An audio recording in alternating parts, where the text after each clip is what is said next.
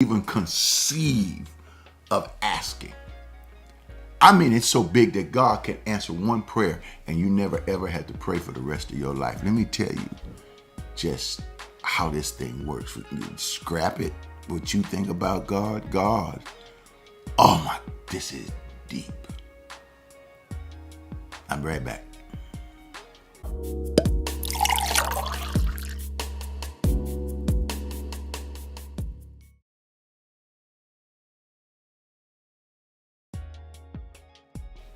Come on in. I got some fresh new wine for you. And I'm talking about the new wine that you don't put in old bottles because the old bottles will break. This is fresh new wine that goes in the new bottles. This is something that you're going to enjoy. Listen, it's going to give you a higher dimension of living. So, share this with a friend. People that you like, people that you care about. Don't just share with anybody else. Share with people that you love. And not only that, make sure to type in your comments where you're watching this from, not where you're living, but where you're watching this from. Maybe you're out of town. The city, if other than Houston, the state that you're watching from, other than Texas, the country, other than the United States of America, and let me know where it is. And hit the like button.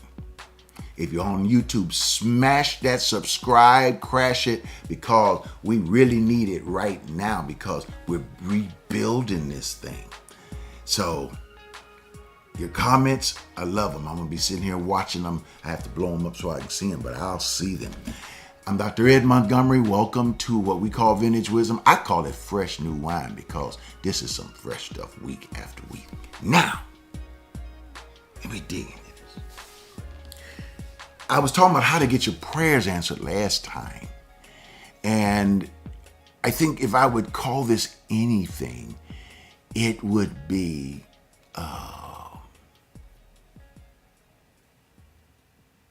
could I call it how big is God?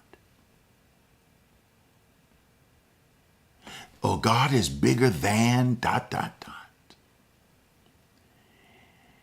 Because I was watching this thing called the James Webb Telescope.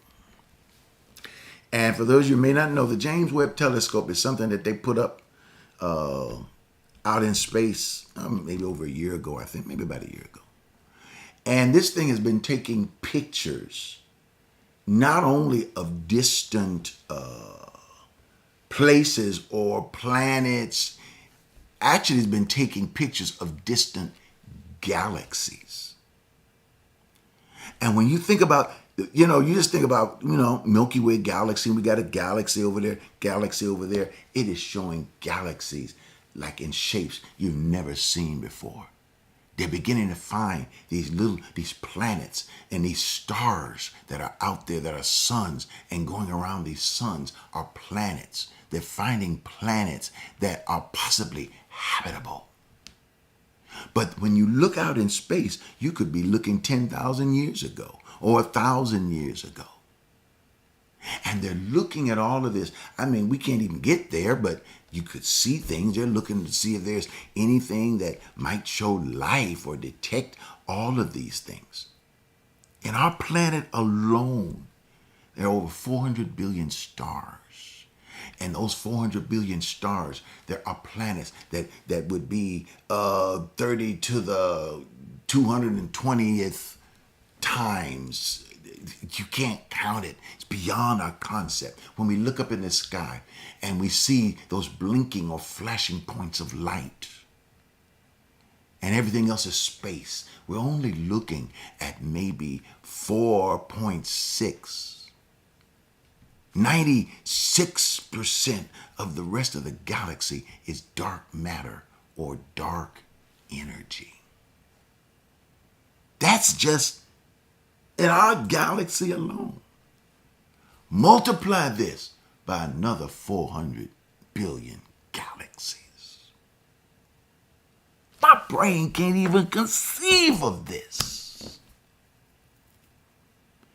So when we think of God, we can't.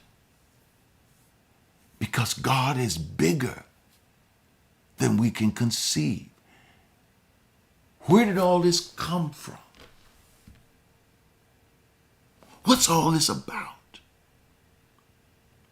Back in the early Greek times, they had a word for smallness, atome, or where we get the word atom. And they were saying if you take a carrot and begin to chop it up and slice the slice of a slice of a slice of a slice of a slice, and if you could slice it 1,000,000 times, now you're getting down to the atomic level. And in that atomic level, you have that proton and that neutron, that nucleus, and that electron that is going around in that atom. And they're saying that the other atoms that are around it are going around, and the electron goes, and sometimes the electron shares the orbit of another atom, and sometimes the electron will disappear and appear somewhere else, and then an electron will come back again and share that atom again. They're saying, well, where did it go? These are what they call mirror particles. They actually believe that these electrons for a moment phase out and will appear maybe in another galaxy, so far away that you can't even conceive, more than the speed of light, and then reappear. And the question is, I wonder what kind of intelligence, understanding, information did this electron bring back to this particular atom? And this atom can be right in your body, a part of what your cells are. Your body is made of atoms. Those atoms create cells. Those cells create blood vessels where your blood flows and everything else. In other words, not only is God that big, but God is also that small. But if we think of God as being big, and we think of, if he's so big, he can do big things for me. But if he is so small, he is, I'm going to help you out. He is connecting things. Not only is God huge, but the hugeness of what we see in space comes from the smallness and the compilation of the smallness, like the atom. God, and here is what I have learned. More than anything, God is relational. Yes. This is what God does. His orbit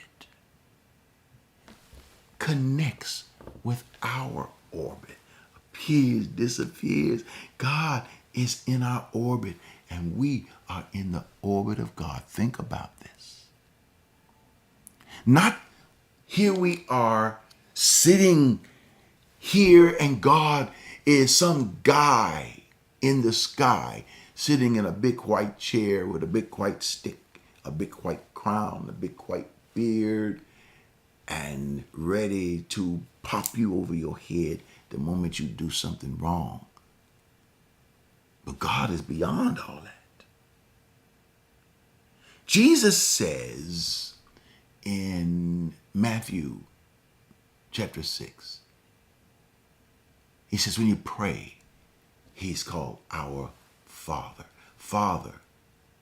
Sometimes people don't understand Father. I understand it. I had a wonderful childhood. I was not raised by my biological father, but I was raised by my grandfather. And that's the father that I knew. And I had a wonderful relationship. And that fatherhood, the bottom line is, it's like being in the orbit.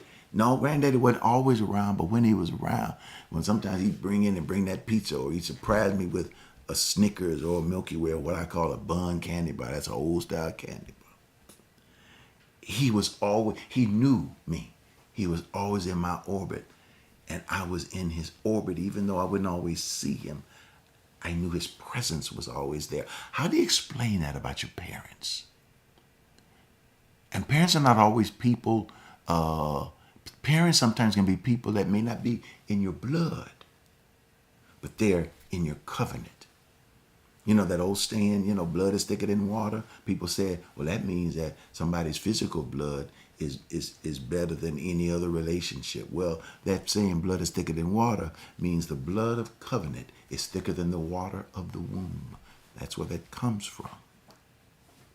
So even though somebody who could be a physical person from the same womb, but there could be other people who have made promises and covenants with you that you're in their orbit and they are in your orbit. God is in your orbit. So when you say, my Father, Jesus was able to call him Father because he was in his orbit. Wow. So when he says, Father, who art in heaven. Now watch this. Hallowed be thy name. Now I'm talking Old English now. In other words, your name. Name means character, not the name of him or a physical name, but name means character. Name means substance. Name means that which you are made of, what you are. Father, substance, source, beginning of everything. Everything that I am, everything that I need, everything that I come from, everything that I'm evolving to or ever evolved from, whatever it is, you began the process. And so when I look towards you, when I get in that private space with you, I am evolved with you. I am working with you. Guess what? Hallowed be thy name. And then we pray this prayer. Thy kingdom come, thy will be done. Actually, the word thy is not in there. Kingdom come, will be done. Kingdom come, will be done. The kingdom, the future, and the past is in the orbit of God. But you know what? If you can take this with you and remember it, and when you get up in the morning, just begin, take a deep breath, count to 4 and let it go. Take a deep breath, count to 4, and let it go. And remember, you are in the orbit of God, and God is in your orbit. Take a moment, and before you leave this space, if you got something from this, hit that donate button. Go to myalc.org. or do 713-742-2035. That's your text to give. You can text $8. I think you'll probably get it in the month of August. Text $8 or text 10. You put the number of the amount that you're going to put in the message line. That's all you got to do. Just text the number 10 in there if you want to give $10 or 8 if you want to give $8 or 12, whatever you want to do. And then send it to 713-742-2035. This is a part. Now we're in each other's orbit. Isn't that something? That's fantastic. We're helping each other to reach out and touch other people. See ya. Hello, I'm Ed Montgomery, and I want to encourage you about one thing. Don't you let your season pass you by. I've been talking on these little bitty clips about flowers and opening and blooming, but it takes pollination. In other words, it takes somebody going from one flower to another flower, and that's somebody, little bees and things of that sort. But just like bees will go from one flower to another flower and cause pollination and cause those flowers to reproduce, I think we touch each other's lives the same way. When we smile at each other, we reproduce joy and happiness. Our world needs so much. This is what ALC does. And when you give, you make a huge difference in our world. Take the time, go to myalc.org. That's myalc.org. Hit the donate button. You can give that way. A second way to give is to be able to use your text to give on your phone. And you can send it to the number 713-742-2035. That's 713-742-2035. And put however much the amount you want to give right in that text message part of it and send it safe and secure. Not only that, but you can use your app. Don't forget, if you're in the app right now, you can give through it right now. And then also, you can use your P.O. box. Just slip a check. People still do checks nowadays. Or you can give through your debit cards or credit cards if you got an envelope. But if you're just mailing it, put a stamp on that envelope and you can send it to Abundant Life Center, P.O. Box 772-300, Houston, Texas 77215. Thank you so much for everything you do, for your contributions. I really appreciate you. Thank you, ALC, Abundant Life Center. And for all of you, ALC globally, thank you for being a part of our lives. I hope we can continue to be a part of your life. Love you. See ya. Hey, don't forget to subscribe to my channel. Hit that subscribe button. Smash it, crash it. Let us know.